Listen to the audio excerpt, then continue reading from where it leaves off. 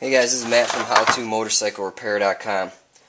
I'm working on a bike and kind of cross-threaded the screw here. It was not too good looking to begin with.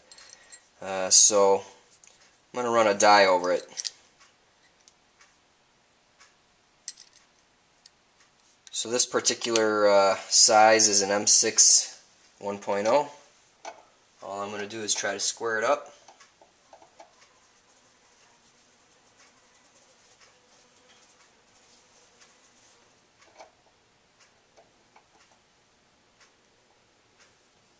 Get it started. It's right in the beginning here where I'm. So take a couple turns, back it up. As it cuts, the chips will kind of clog up, so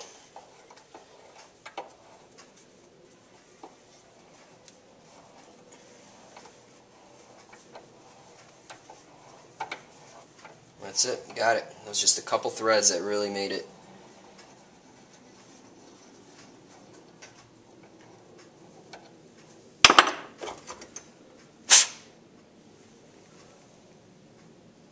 So now the threads are nice and clean, and I can get back to it.